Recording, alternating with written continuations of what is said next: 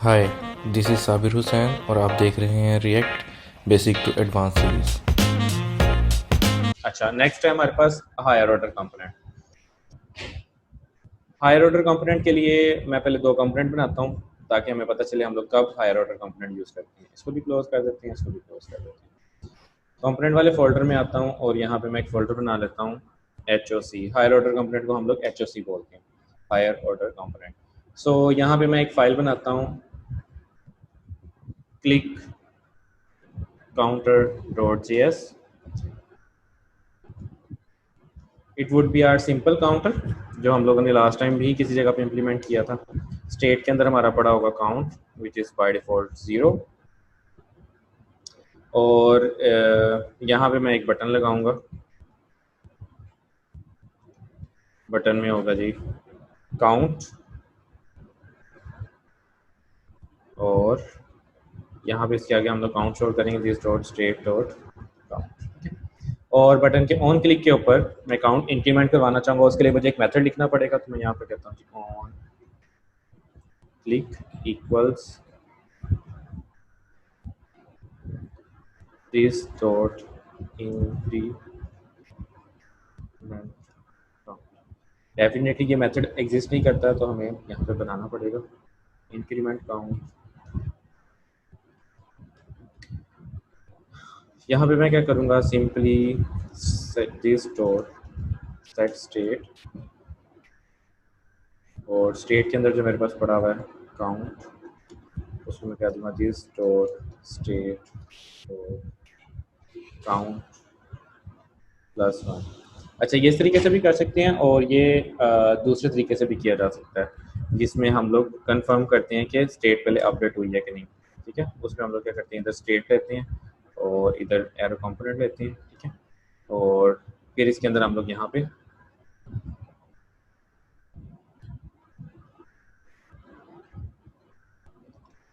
State तो state dot count plus 1, इस तरह से भी किया जा सकता है। ठीक है, इट्स अप टू यू। सो अभी के लिए बिल्कुल सिंपल रखने के लिए मैं ये कर रहा हूँ। ठीक है, लेकिन सेकंड वाला मेथड जो है वो ज़्यादा ऑथेंटिक है, वो हमें मेक श्योर करता है कि जब काउंट अपडेट हो गया उसके बाद हम लोग काउंट अपडेट करें। But for the simplicity we can use this one. तो मैं स्टेट में से काउंट की वैल्यू उठा के उसमें हर दफ़ा एक जमा कर रहा हूँ जब भी मुझे ये वाला फंक्शन, ये वाला मेथड कॉल होगा। तो ऐप डॉट जी एस में जाते हैं, कमेंट आउट कर देते हैं इसको, और अपना क्लिक काउंटर इंपोर्ट करते हैं। क्लिक काउंटर ऑटो इंपोर्ट हो गया, सेव करते हैं।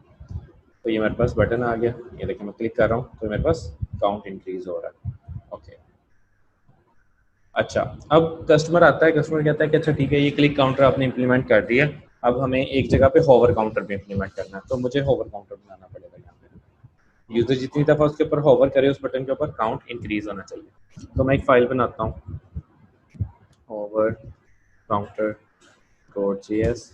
ठीक है, और इस सारे कोड को हम लोग यहाँ पे से कॉपी करके यहाँ पे पेस्ट कर देते हैं। क्लिक काउंटर की जगह पे मैं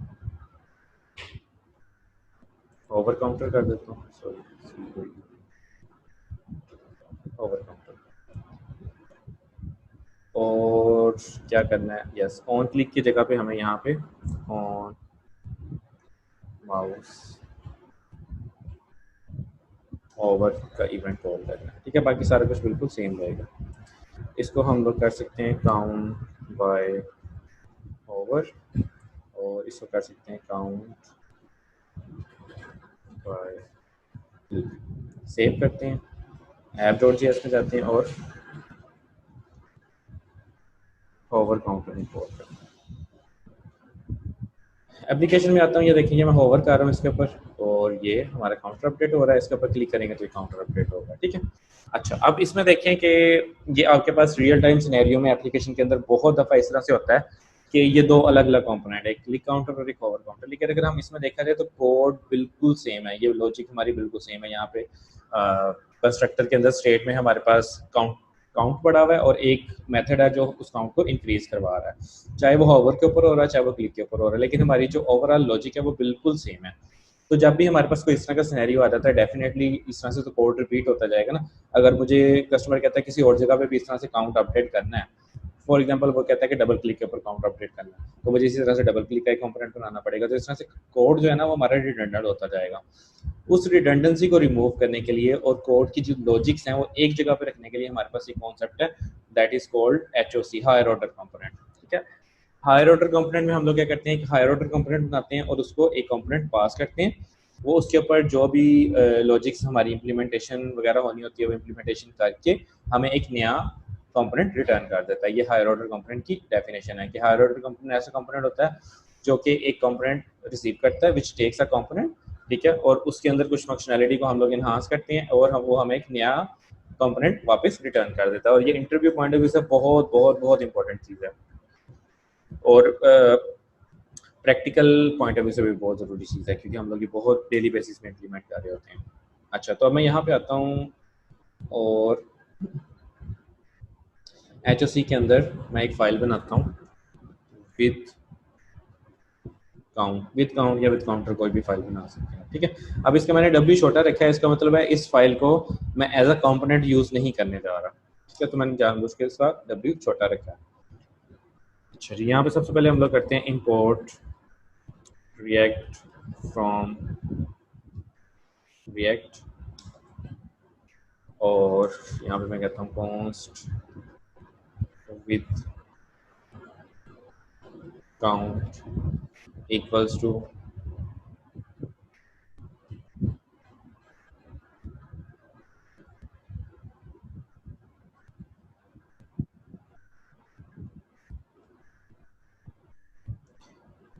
original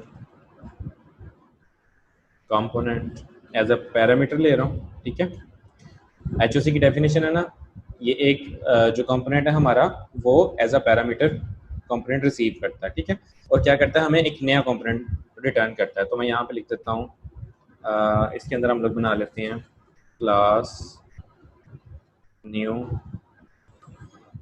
component x tends react dot component, यानी कि मैं इसके अंदर एक कंपोनेंट, एक क्लास बेस्ड कंपोनेंट दे रहा हूँ इस कंपोनेंट के अंदर।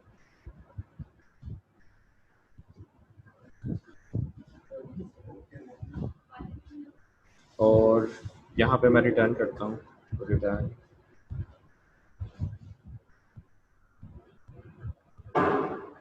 ओरिजिनल कंपोनेंट, और ये कंपोनेंट इटसेल्फ भी हमें रिटर्न करना पड़ेगा।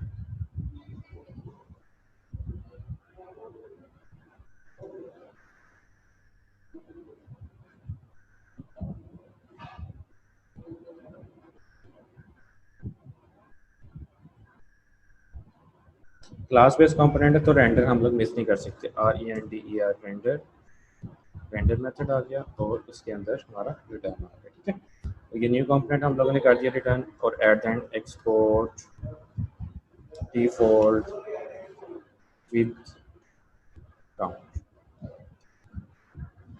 ठीक है, सेव करते हैं, दोबारा एक्सप्लेन करता हूँ मैं। बेसिकली मैंने क्या किया है, एक कंपोनेंट लिया फंक्शन कंपोनेंट, ठीक है, और उसमें मैं एज अ पैरामीटर एक ओरिजिनल कंपोनेंट रिसीव करूंगा, यानी कि जब भी मैं इस कंपोनेंट को कॉल करूंगा मुझे एक कंपोनेंट पास करना पड़ेगा यहाँ पे। ठीक है, एज एन आर्गुमेंट। तो मैं जब भी विद काउंट कॉल करूंगा, यानी कि मैं इस तरह से करूंगा, विद काउंट कॉल करूंगा ना, फंक्शन जैसे हम कॉल करते हैं, तो यहाँ पे हमें एक कंपोनेंट पास करना पड़ेगा। ठीक है, तो एज अ पैरामीटर मैं यहाँ पे कंपोनेंट रिसीव करूंगा।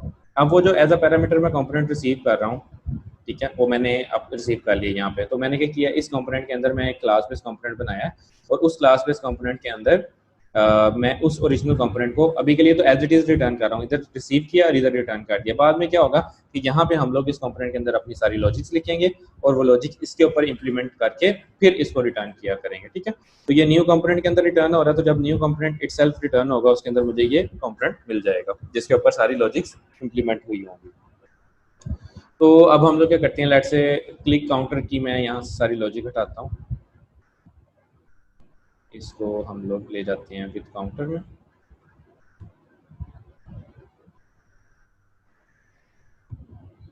ठीक है, और यहाँ पे मैं इसको पैरामीटर पास करता हूँ count this dot state dot count, क्योंकि अब स्टेट भी यहाँ पे मेंटेन हो रही है और फंक्शन भी हमारा यहाँ पे लिखा हुआ है।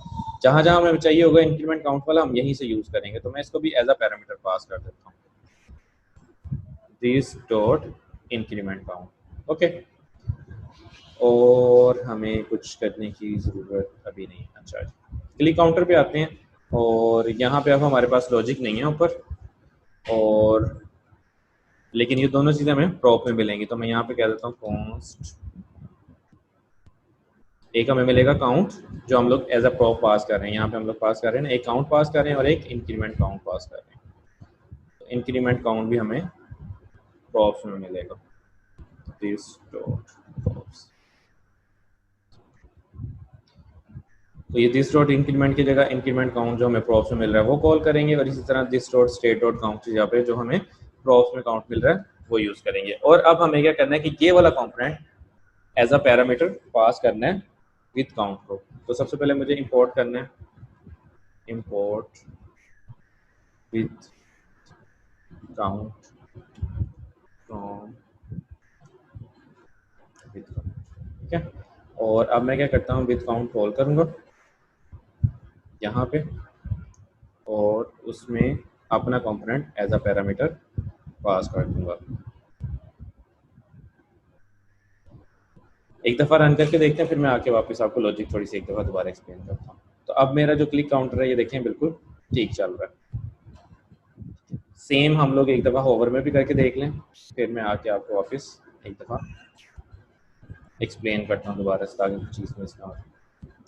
तो यहाँ पे हम लोग क्या करेंगे, विद काउंटर इंपोर्ट करेंगे, ये लॉजिक सारी की सारी ख़त्म कर देंगे यहाँ से, ठीक है। और सेम उसी तरह से हम लोग प्रॉप में ये दोनों चीज़ें रिसीव करेंगे,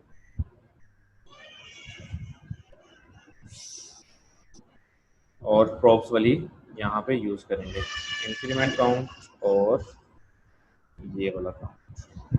सेव कर दिए, विद काउंट को अपना component as a parameter pass कर दिया जाएगा। सेव करते हैं और एप्लीकेशन पे जाते हैं, देखें ये भी काउंट चल रहा है इसका और इसका भी काउंट चल रहा है। तो हम लोगों ने क्या किया, लॉजिक एक जगह पे रख दिया और बाकी सारी चीज़ें हमारी अपने कंपोनेंट की अपने कंपोनेंट के अंदर ही हैं। तो हमें इससे क्या होता है, इससे लॉजिक हमारी कंबाइंड हो जाती है। अब मैं एक दफ़ा एक्सप्लेन करता हूँ दोबारा ताकि कोई कंफ्यूजन न रहे। सबसे पहले ये क्लिक काउंटर वाला कंपोनेंट है, इसके अंदर हम लोगों ने सिर्फ इसकी अपनी यूआई यहाँ पे रखी हुई है, इसकी सारी लॉजिक उठा के हम लोग विद काउंट में ले गए हैं, ठीक है।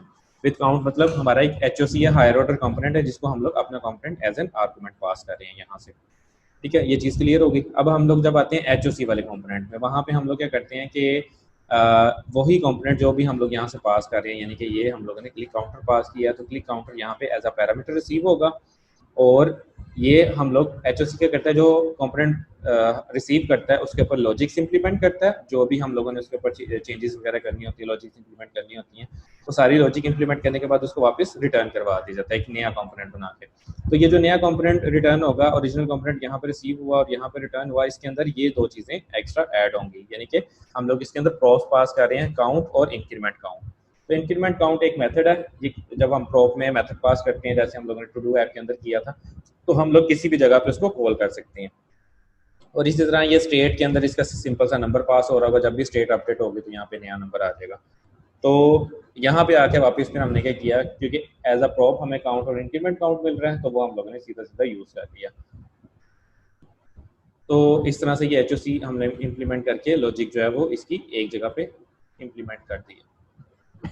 यहाँ पे किसी को क्वेश्चन है तो पूछो।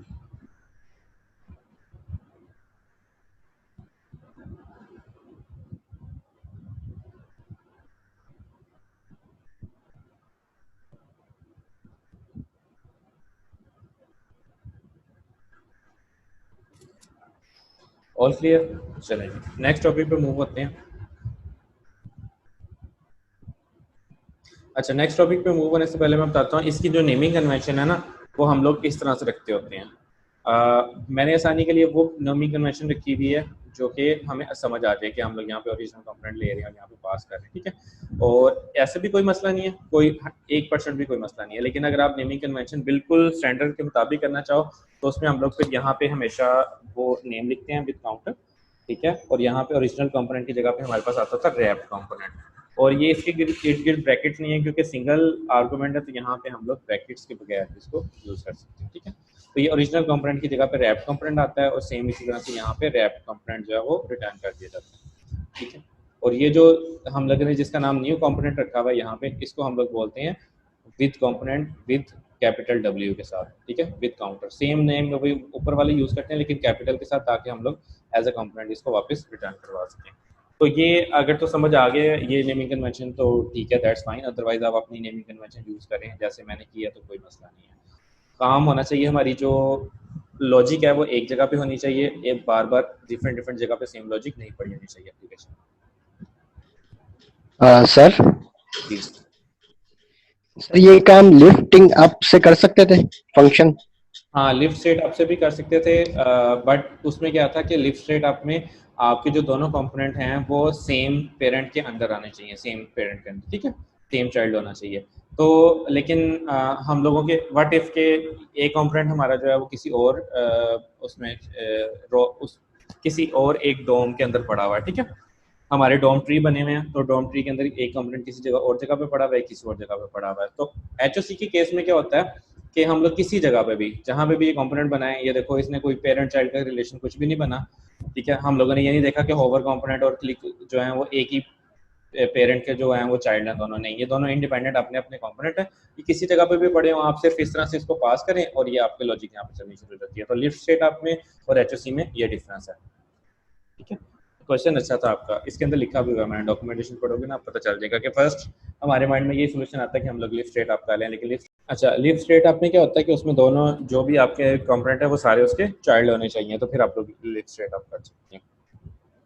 अच्छा, HOC में एक और चीज़ है कि हम लोग यहाँ पे आर्गुमेंट भी पास कर सकते हैं। लेट्स से कि मैं यहाँ पे अगर इंक्रीमेंट अपनी मर्जी के मुताबिक चेंज करना चाहूँ, तो मैं क्या कर सकता हूँ, मैं यहाँ पे जहाँ पे मैं क्लिक काउंटर पास कर रहा हूँ ना, यहाँ पे मैं एक आर्गुमेंट पास कर दूंगा। ठीक है, और यहाँ पे मैं विद काउंटर में आके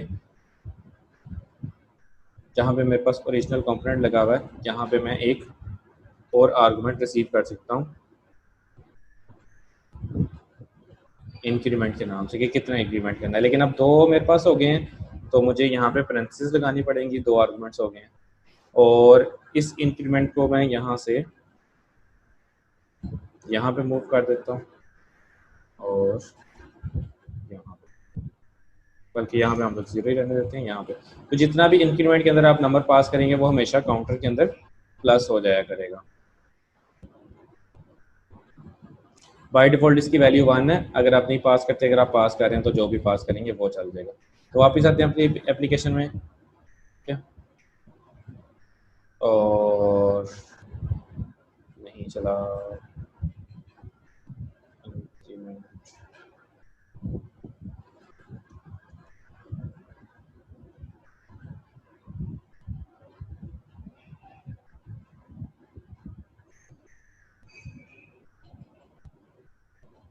गलत हो गया, कुछ कुछ कुछ ना कुछ तो गलत है।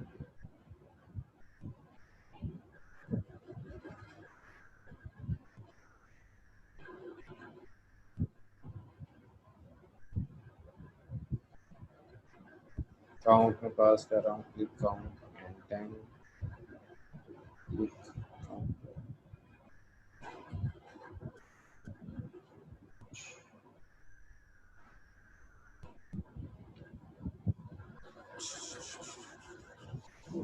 तो ठीक है बिल्कुल।